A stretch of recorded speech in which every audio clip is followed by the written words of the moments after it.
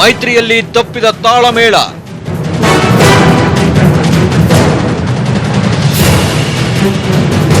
ಲೋಕಸಭಾ ಚುನಾವಣೆ ಮುಗಿದ ಮೇಲೆ ಸರ್ಕಾರ ಉಳಿಯುತ್ತಾ ಇಲ್ವಾ ಅನ್ನೋ ಗಾಸಿಪ್ಗಳ ಮಧ್ಯೆಯೇ ಸರ್ಕಾರದ ತಾಳಮೇಳ ತಪ್ಪಿದಂತೆ ಭಾಸವಾಗ್ತಿದೆ.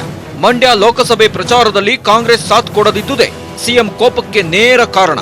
ಈ ಬಗ್ಗೆ ನಿನ್ನೆ ನಡೆದ ಸಭೆಯಲ್ಲಿ ಪರಮೇಶ್ವರ್, ಡಿಕೆಶಿ ಎದುರೇ ಸಿಎಂ ಬೇಸರ ಹೊರಹಾಕಿದ್ದಾರೆ. ಆದರೆ ಯಾವುದನ್ನು ಬಿಟ್ಟುಕೊಡ್ತಿಲ್ಲ ನಾಯಕರು. ಸಾಹುಕಾರ್ ಬಾಂಬ್ಗೆ ಅಲ್ಲೋಲ ಕಲ್ಲೋಲ. ಸಿದ್ದರಾಮಯ್ಯ ಸೈಲೆಂಟ್, ಸರ್ಕಾರಕ್ಕೆ ಟೆನ್ಷನ್.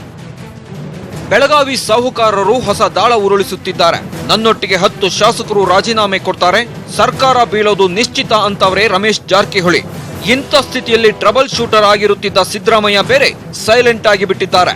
ಇದು ಮೈತ್ರಿ ಸರ್ಕಾರದ ನಾಯಕರಲ್ಲಿ ತಳಮಳ ಸೃಷ್ಟಿಸಿದೆ. ಆದ್ರೆ ಏನೂ ಆಗಲ್ಲ ಅಂತವರೇ ನಾಯಕರು. ನಮ್ಗೆ ಯಾವುದೂ ಆತಂಕ ಇಲ್ಲ.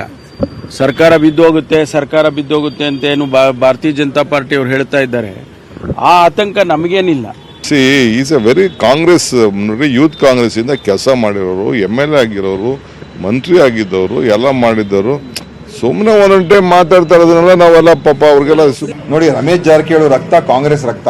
ಕಾಂಗ್ರೆಸ್ ಪಕ್ಷದಲ್ಲೇ ಹೋರಾಟ ಮಾಡಿರೋರು, ಕಾಂಗ್ರೆಸ್ ಪಕ್ಷದಲ್ಲೇ ಇದ್ದವರು ಇವತ್ತು ಕೂಡ ಇದ್ದಾರೆ. ಅವರು DNA ಕಾಂಗ್ರೆಸ್, ಅದು ಬದಲಾಯಿಸೋಕೆ ಆಗೋದಿಲ್ಲ. ಈ ಮಧ್ಯೆ ಕಾಂಗ್ರೆಸ್ ಬಿಡೋ ಪ್ರಶ್ನೆಯೇ ಇಲ್ಲ ಅಂತಾರೆ ಮಹೇಶ್ ಕುಮಟಳ್ಳಿ. ಸನ್ಮಾನ್ಯ ರಮೇಶ್ ಜಾರಕಿಹೊಳಿ ಅವರು ಸುಮಾರು 1 ತಿಂಗಳಿಂದ ನಾವು ನಮ್ಮ ಚುನಾವಣೆಯಲ್ಲಿ ನಾವು ಇದ್ದಾಗ ಯಾವುದೋ ವಿಷಯ ನಮಗೆ ಗಮನಕ್ಕೆ ತಂದಿಲ್ಲ ಅವರು.